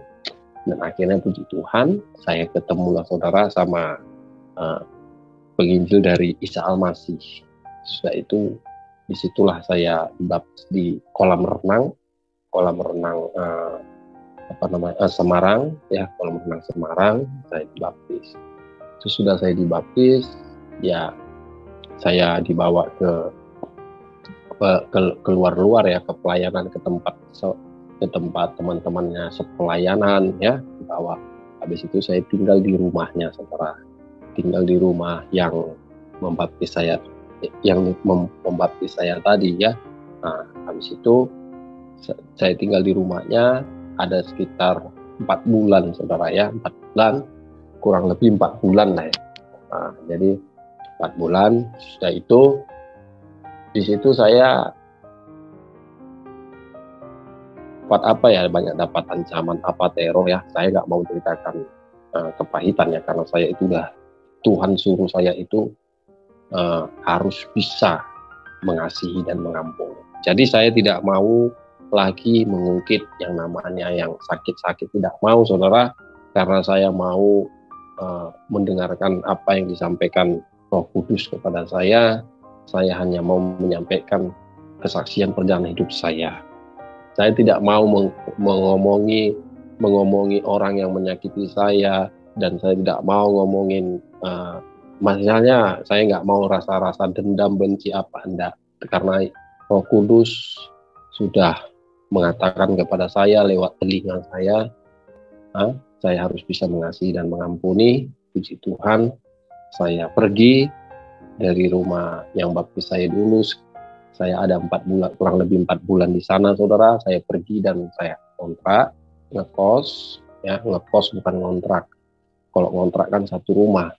Kalau saya kos saudara, kos itu tahulah kamar, bukan satu rumah. Saya kos, puji Tuhan, selama saya kos saudara, di situ saya bingung ya. Bingungnya yaitu tadi ya, pekerjaan tidak ada ya, karena di tempat saya tinggal ini sekarang ini melebihi kota Jakarta saudara. Maksudnya melebihi kota Jakarta.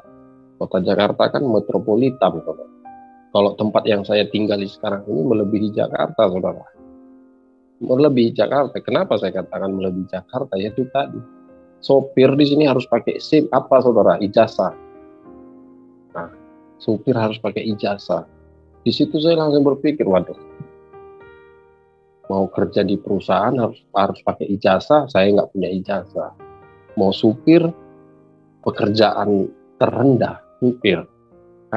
Seharusnya supir itu nggak mesti pakai ijazah, tapi pakai ijazah. Di situ saya bingung saudara. Bingungnya itu tadi, gimana, piye gitu ya kan. Terus akhirnya ya saya ditelepon sama almarhum Pak Junedi Salah ya. Ya kamu di mana? Di Jawa Tengah Pak. Ya udah, nanti selesai COVID kamu ke Jakarta ya. Kamu biar saya bimbing gitu. Kamu ngontraknya berapa sebulan? Bayaran rumahnya 800 Pak. Oh ya, kamu kirim rekening kamu ya, nanti saya transfer buat bayar kosan kamu. Tapi buat makan kamu, ya kamu cari sendiri dong. Kamu kan sehat. masih sehat, masih punya tangan, punya kaki gitu kan. Pak Junedi Salat ngomong gitu, saudara. Dan pesan-pesannya banyak, saudara. Banyak lah pesan-pesan dia. Kalau saya cerita pesan-pesan dia di sini nanti,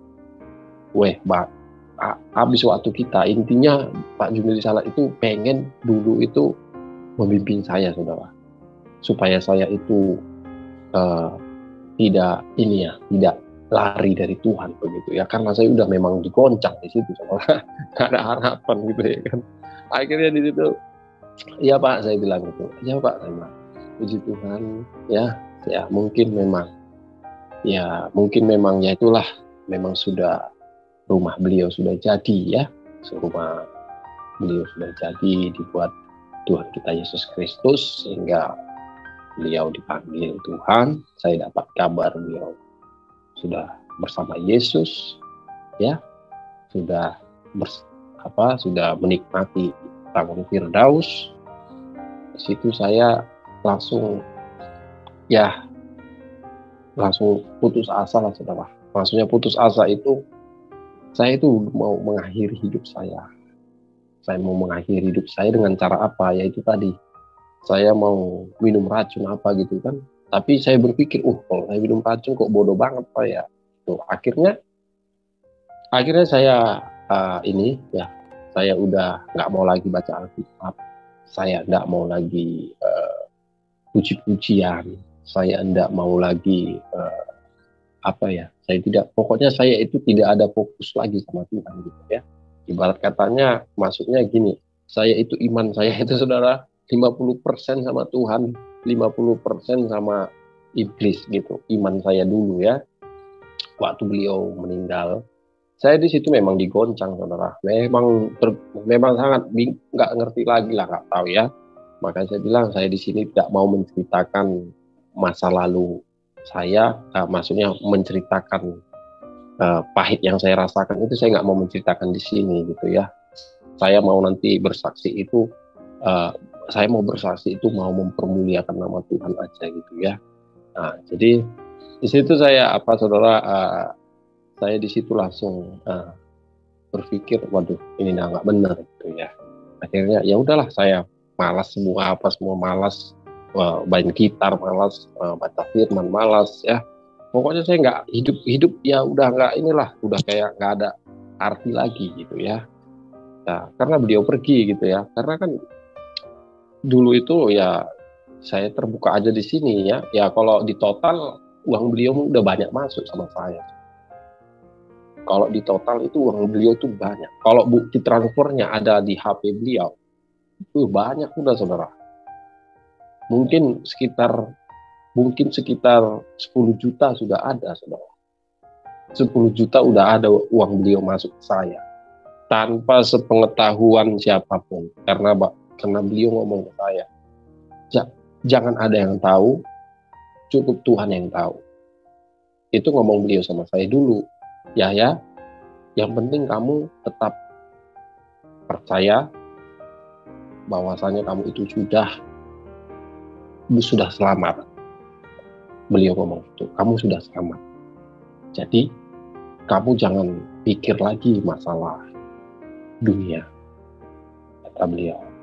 Sehingga beliau, kalau uang beliau udah ada masuk 10 juta udah ada. Saya hitung 10 juta ada itu, saudara. Ya, jadi makanya saya itu selama beliau pergi itu ya, saya merasa udah kayak nggak berguna gitu ya. Pokoknya ada kacau lah pokoknya waktu beliau pergi, saudara. Tetapi ya itulah, karena Tuhan itu memang murni memilih saya, sehingga dia itu mempertahankan saya, dia memelihara saya gitu. Jadi sesudah itu adalah di sini pelayan Tuhan ya, dia pelayan Tuhan dari Isa Al-Masih. Dia tinggal di daerah sini, nggak jauh dari tempat saya ini, namanya Pak Wahono. Dia dia pelayan dari Isa Al-Masih. Pak Wahono ini ya, dia ngomong ke saya, saudara, lewat HP, Mas saya di mana? Di kos Mas. Gimana? Saya bilang itu. bisa minta tolong. Ini ada anak jemaah tenggelam di pas mandi-mandi sama temannya 2 orang. Mereka mandi-mandi 3 orang. Jadi dia tenggelam, belum ditemukan. Basarnas sudah mencari, belum ditemukan. Mas Yahya kan dipilih Tuhan. Mas Yahya percaya Tuhan kan karena mimpi. Ya, pasti Tuhan akan mendengar doa Mas Yahya gitu. Akhirnya saya disarankan untuk berdoa, saudara, ke rumah beliau. Saya pergi, gak jauh dari tempat saya. Dari tempat saya ini gak jauh. Saya pergi langsung ke sono. Saya temui keluarga ini anak, ya, nama anaknya Jojo, saudara, ya. Saya temui keluarganya, terus keluarganya bilang ke saya, Mas Yahya, saya minta tolong doakan supaya itu anak saya bisa ditemukan, gitu ya. Kalaupun anak saya meninggal, nggak apa-apa, yang penting bisa ditemukan, gitu ya. Akhirnya saya ajak doa, saudara. Saya bawa gitar, ya. Saya bawa gitar ke rumahnya. Saya pakai saya main gitar di rumah ini si Jojo. Lagunya nyanyi lagu rohani, terus doa, ya. Sesudah itu ya videonya ada kok itu, saudara. Video waktu di rumah ada kok itu, saya upload di YouTube saya, ya. Jadi sudah itu tidak ada perubahan, tidak bisa ditemukan, saudara, ya. Dan akhirnya karena saya kasihan melihat orang tua si korban yang sudah menangis setiap hari pagi siang sore malam menangis, saudara, sampai matanya merah kan, bengkak. Saya kasihan gitu ya, waduh ini gimana gitu. Dan akhirnya saya ngambil di situ, saya langsung ngambil jalan pintas, saudara. Maksudnya jalan pintas yaitu tadi, karena saya juga sudah 50% percaya Tuhan, 50% saya percaya iblis, saudara, ya. Saya di situ seperti itu karena saya itu dulu memang udah terombang ambing lah, ya, udah nggak tahu tujuan arah itu kemana itu. Dan bahkan saya ya di situ saya itu udah nggak ada mengandalkan Tuhan lagi, saudara, untuk menemukan ini anak kan. Akhirnya saya bilang, ya Bu, Bapak Ibu berdoa, saya berusaha, kita akan temukan ini, ya, si Jojo itu, si anak ini. Dan akhirnya di situ saya, saudara, ya, saya langsung ajak ke tengah pantai, ya, tengah laut, ya, dan disaksikan sama satu RT, satu RW, satu desa, nahkoda kapal menyaksikan, saudara, rame lah menyaksikan, saudara. Ya, disitulah saya langsung pakai doa-doa lama saya, ya. Saya pakai doa lama saya tidak berharap sama Tuhan Yesus, tetapi saya berharap kepada Allah Subhanahu wa Ta'ala. Di situ akhirnya saya, saudara, mau mati. Akhirnya saya di situ saya nggak mengandalkan Tuhan di situ. Saya nggak bawa nama Tuhan, kan? Nah, saya nggak mengandalkan Tuhan, tapi saya mengandalkan apa saya dulu, ya kan? Nah, di situ saya langsung ini, ya, gimana saya bilangnya? Ya kalau orang sana itu menganggap saya itu udah ini pasti lewat gitu, ya. Maksudnya lewat itu mati gitulah, ya. Karena ya waktu di tengah laut itu, saudara, ya kan, ini badan saya ini memang nggak bisa berdaya, nggak apa, tenaga itu memang kayak dikuras, ditarik semua, ya. Saya diserang gitu, ya, serang. Dan akhirnya saya mendarat ke pinggir pantai, mendarat, dan saya dipegangin. Pokoknya saya nggak bisa jalan sendiri, saudara, nggak bisa. Saya dipegangin sama nahkoda kapal, dan saya dipegangin sama kakaknya si korban, kan, keluar terus. Pokoknya keluarga si korban menolong saya lah, ya. Setelah itu saya dibawa ke rumah keluarga si korban, ya, saya dibawa. Sampai di rumah, baju saya basah, saudara. Saya dikasih baju. Saya dikasih baju kaos seperti ini untuk saya pakai ganti karena saya udah mandi keringat. Saya basah bukan karena air laut, saya basah bukan karena air pantai, tapi saya basah karena keringat saya, saudara. Ini basah semua. Saya dikasih baju, mas saya ini baju, pakai ganti baju. Saya dibawa ke rumah, saya dikasih baju. Habis itu saya pulang. Nggak lama, ada sekitar berapa ini, ada sekitar setengah jam saya pulang. Loh, emang bisa bawa motor? Ya, keluarganya ngomong gitu. Saya bilang, nggak saya yang bawa, teman saya yang bawa. Saya kan bawa teman, saudara kan. Jadi yang bonceng saya itu teman saya pulang ke kontrakan, bukan saya. Karena saya nggak bisa bawa motor lagi. Ya gimana bawa motor? Boro-boro motor, saudara. Nah, sedangkan air gelas itu diisi air minum gini aja belum tentu bisa, karena memang udah gak ada lagi apanya gitu ya, nggak ada tenaga sama sekali. Dan akhirnya sudah itu, akhirnya malamnya saya diserang lagi. Posisi saya masih sakit, tidak berdaya. Habis itu saya diserang lagi, tidak bisa bergerak sama sekali. Saya nggak bisa bergerak. Di situ saya langsung menangis. Saya di situ menangis. Badan saya sudah sakit, masih diserang lagi. Asli nggak bisa bergerak. Saya menangis. Saya telepon istri Pak almarhum Pak Dineri Sawat, menyuruh saya ke rumah sakit. Saya telepon Ibu Uti, menyuruh ke rumah sakit, dan ada lagi beberapa orang pelayan Tuhan menyarankan saya ke rumah sakit. Tapi saya tahu sakit saya apa. Saya itu kalaupun ke rumah sakit, saya tidak bisa jalan. Bagaimana mau ke rumah sakit? Kan begitu, saudara. Dan saya berpikir, kalaupun saya ke rumah sakit, saya tidak akan sembuh. Karena penyakit saya bukan penyakit medis. Begitu kan?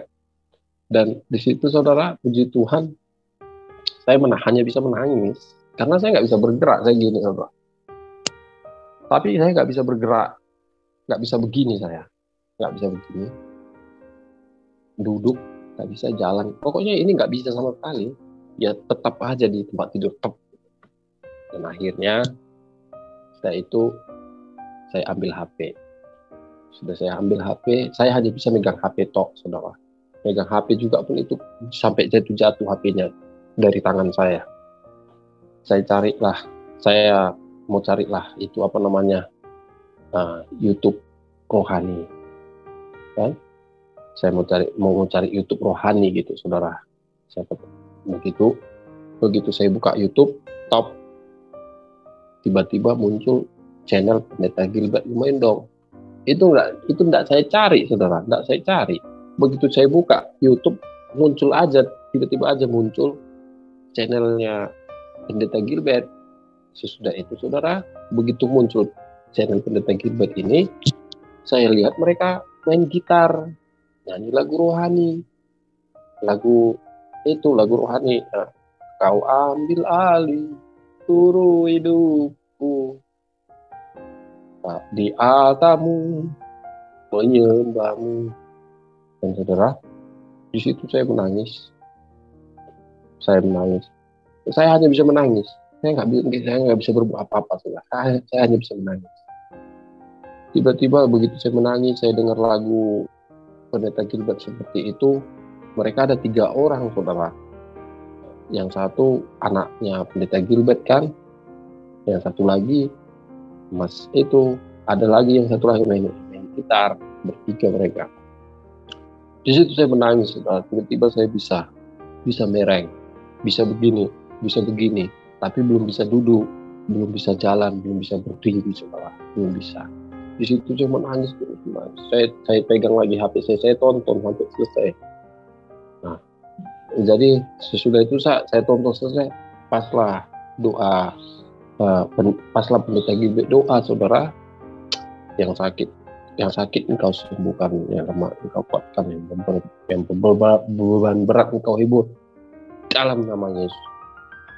Di situ saudara, puji Tuhan, saya bisa duduk, saya badan saya ini sepertinya berubah begitu saudara.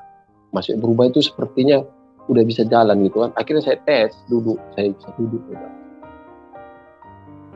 Saya bisa duduk, habis itu saya lari ke kamar mandi saudara. Saya lari ke kamar mandi karena saya udah nahan kencing berjam-jam saudara, nahan kencing saya saudara. Saya mau kencing di tempat tidur, tapi ya gimana gitu kan, maaf kata.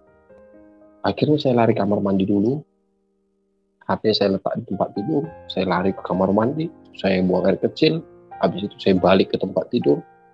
Sampai tempat tidur, saya ambil lagi HP ini, saya tonton lagi sampai selesai kan. Nah, habis itu saya di situ langsung duduk termenung, dan di situ saya menangis saudara. Saya doa minta ampun sama Tuhan. Di situ saya langsung minta ampun lah, saya di situ sama Tuhan, nangis saudara. Akhirnya disitulah iman saya kokoh saudara. Ternyata mujizat Tuhan itu nyata di dalam hidup saya. Betul apa yang disampaikan Pak Junedi Salat itu betul. Apa yang disampaikan Pak Junedi Salat waktu dulu itu saudara, waktu beliau belum meninggal, beliau ngomong sama saya, kamu ya kamu itu sangat perlu. Kayak gitu. Kamu perlu. Jadi kamu nanti kemana? Jadi Tuhan pasti pilih.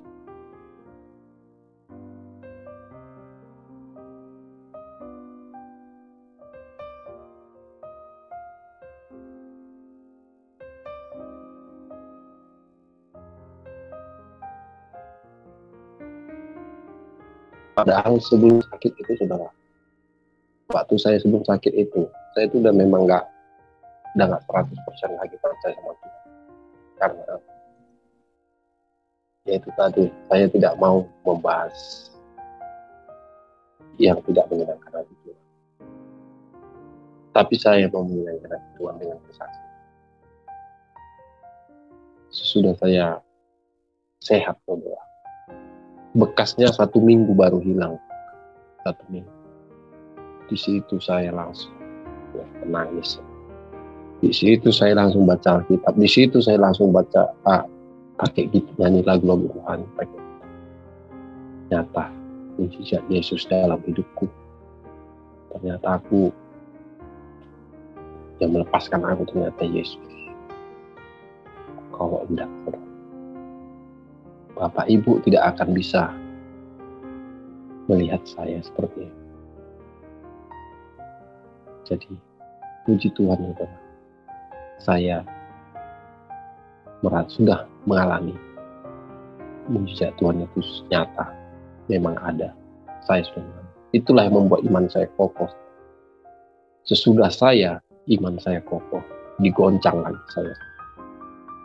Digoncang saya, diancam, diteror, mau dipenjarakan. Karena apa? Saya tahu kok, yang melaporkan saya tahu. Orang-orang yang melaporkan saya tahu sudah. Tapi saya tidak mau bahas itu lagi. Karena Tuhan suruh saya mengampuni. Tuhan suruh saya mengampuni. Kalau saya ingat sakit itu, sakit.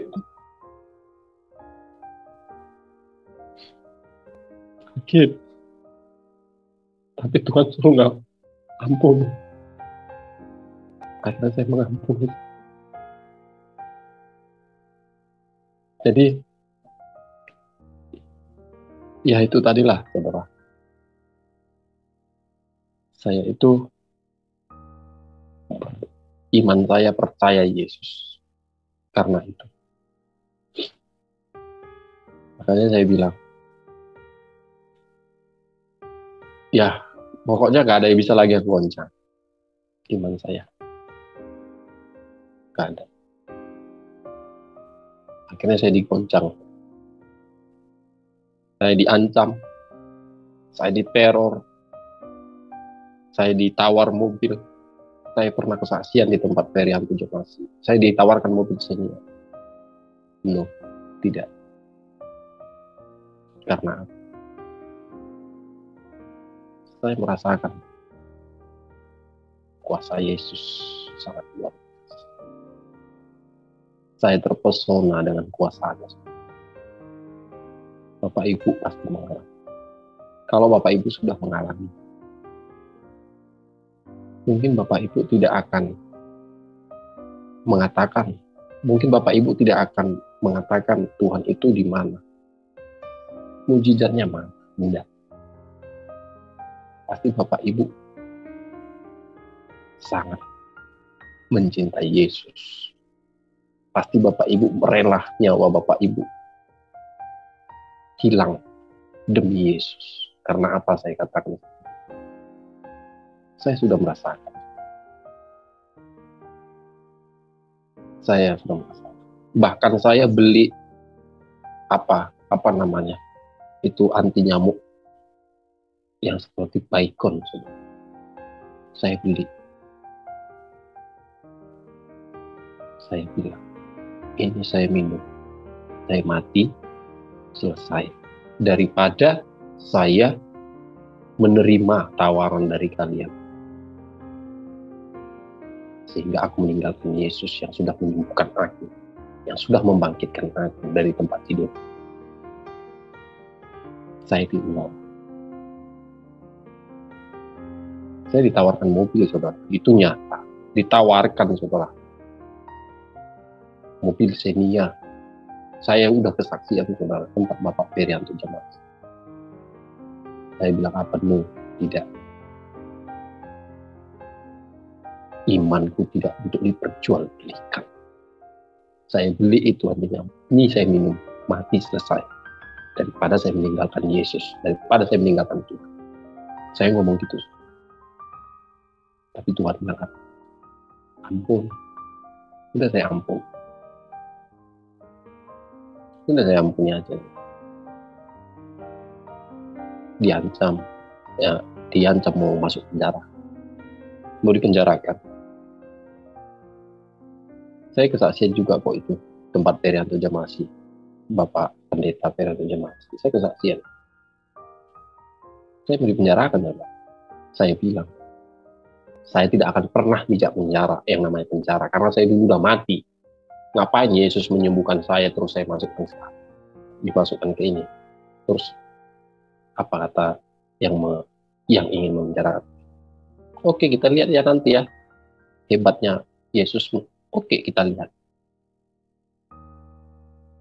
Bapak Ibu melihat saya sekarang ada di sini. Mungkin dia juga mungkin menonton ini, melihat ini. Sudah terbukti kan kuasa Tuhan. Iya, kamu harus dipenjarakan. Kalau nggak bahaya. Emang apa? Ngapain mengungkit masa lalu? Saya bilang, enggak. Karena ini kan mengungkit masalah lama, saudara ya. Masalah lama, sehingga ya takut kesaksian saya ini didengar dunia, didengar orang banyak begitu ya. Karena gini, saudara, karena kan yang menyaksikan itu bukan 1-2 orang. Nah, yang menyaksikan itu kan 1 RT, 1 desa, 1 RW, nahkoda kapal menyaksikan, keluarga korban menyaksikan, bapak kos saya juga menyaksikan, bapak kos saya menyaksikan, yang lain nggak menyaksikan. Ya, seperti pendeta saya nggak menyaksikan, jemaat gereja saya juga nggak menyaksikan, tempat saya ibadah tidak menyaksikan. Tapi yang menyaksikan itu lebih dari ratusan orang. Selesai saya sembuh, saya pergi, saudara. Naik sepeda motor, saya pergi ke arah sana.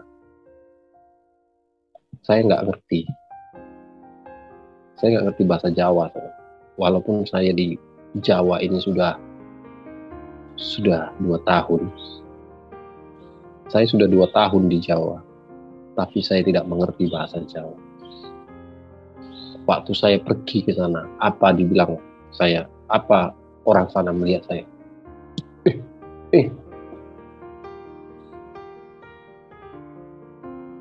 Ya, menyinggung inilah ya, menyinggung yang tidak baik. Pokoknya ya matilah, cerita mati gitu. Ya kan? Mati. Oke, itu hidup itu karena anugerah, ada gitu. Ya karena orang anggap saya, ya pokoknya orang yang melihat kejadian itu memang sudah menganggap saya itu pasti lewat, gitu ya. Makanya waktu saya datang dengan posisi sehat, naik sepeda motor, saudara, ya kan, naik sepeda motor, pada kaget lah, ya pasti kaget itu, karena memang sangat ngeri lah, ya. Bahkan nahkoda kapal mau lompat, saudara, boleh ditanya ke Pantai Juwana, Jawa Tengah, boleh ditanya. Nahkoda kapal mau lompat sama anaknya. Bahkan kakaknya si korban mau lompat dari kapal. Ketakutan melihat saya di atas kapal, sudah diserang, mau dimatikan, mau dibunuh sama penghuni penunggu pantai tersebut. Makanya saudara, di situ saya tidak bisa digoncang dengan apa. Saya siapkan, saudara. Saya siapkan itu. Ini saya minum, mati, selesai. Saya ngomong gitu, ditawari.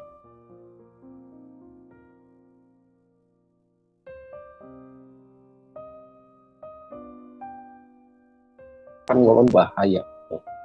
Ya apa salah saya? Ya masalah lama, diungkit kembali. Kalau mau diungkit, kenapa nggak ke pesantren datang? Temui saya di pesantren. Saya 2 tahun di pesantren.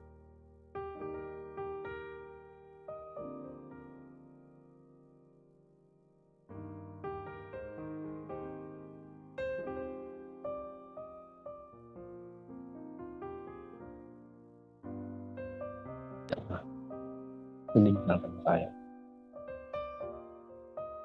Kenapa saya katakan? Ya karena saya sudah melihat. Saya sudah melihat dan sudah merasakan. Di setiap saya melangkah.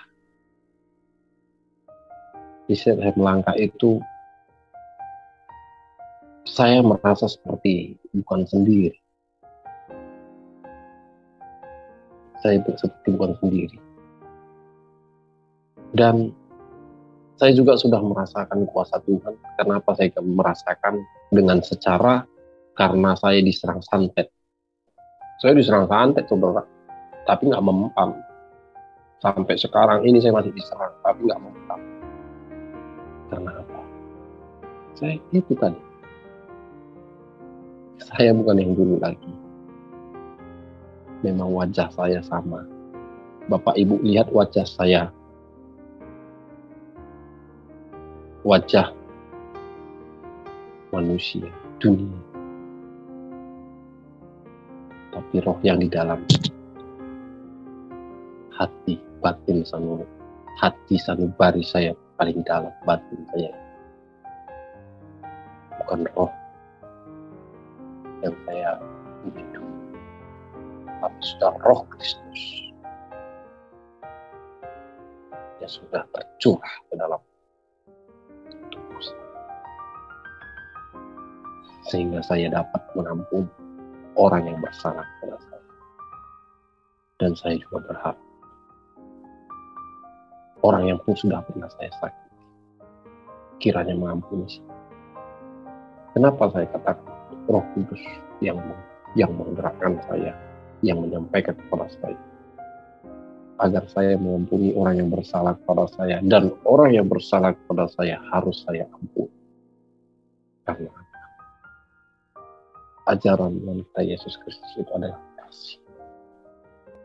Dia meninggalkan damai sejahtera buat saya.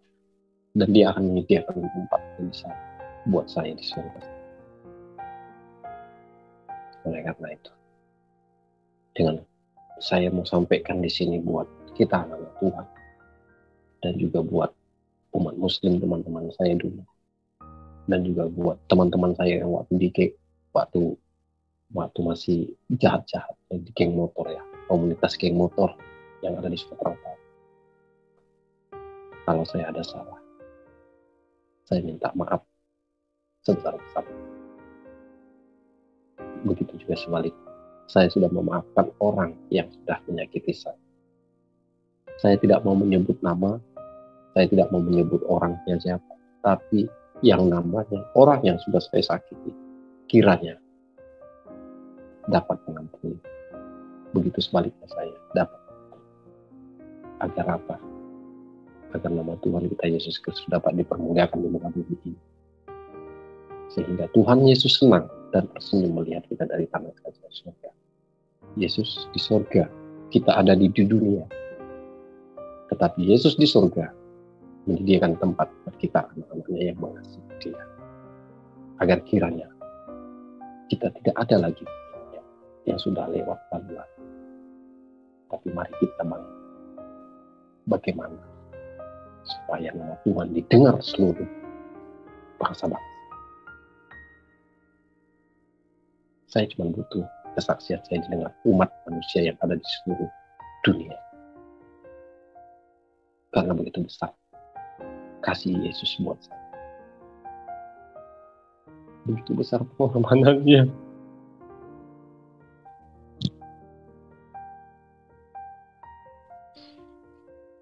Saya manusia rusak, saudara. Saya manusia parah, jahat. Pesantren. Saya 2 tahun di pesantren. Saya ada sertifikat. Kalau orang pesantren saya tidak mengakuinya, berarti mereka sakit hati dengan saya. Itu aja. Tapi Yesus mengasihi saya. Bapak Ibu bisa melihat saya sekarang ini. Semua itu karena anugerah Tuhan kita Yesus Kristus. Selama saya sembuh, saudara, selama saya lepas dari kuasa kegelapan, selama saya disembuhkan Yesus Kristus Tuhan dan Raja kita, sangat berat, saudara. Sangat berat tantangan itu. Tapi saya mampu, saya kuat, saya bisa. Karena saya berjalan bersama Yesus. Sehingga apapun yang saya lakukan dulu, saya tidak mau ingat itu lagi. Tapi saya bersaksi di sini untuk menguatkan kita anak-anak Tuhan yang mengasihi Tuhan. Agar kalaupun Bapak Ibu sakit, percaya mujizat masih ada di dalam hidup Bapak Ibu. Percaya iman, pasti ya, mujizat kesembuhan terjadi dalam hidup Bapak Ibu. Bagi yang sakit, masalah ekonomi, masalah apapun itu, ingat aja Tuhan Yesus baik. Mari kita fokus sama Tuhan, dan kita harus tetap mengingat kebaikan Tuhan. Karena Dialah juru selamat dunia. Karena kita di dunia ini hanya numpang lewat. Kita numpang lewat. Jadi kita mari menyembah Tuhan. Bagaimana supaya nama Tuhan kita Yesus Kristus dapat dipermuliakan di muka bumi.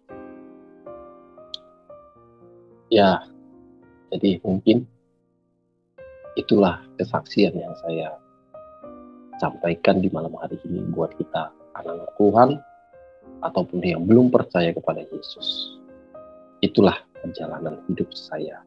Mulai dari saya anak pasaran, geng motor, ketua geng motor, masuk ke pesantren, dan sekarang saya sudah milik Kristus. Saya bukan milik saya lagi. Jadi puji nama Tuhan, demikianlah kesaksian yang dapat kita dengarkan bersama. Kiranya kesaksian ini memberkati kita semua dan memberkati semua orang yang ada di luar sana. Saudaraku, terima kasih juga buat semua yang selalu setia, dukung dan juga support channel kami. Doa kami selalu menyertai semua. Ya, video kali ini cukup sampai di sini dan salam, sampai jumpa.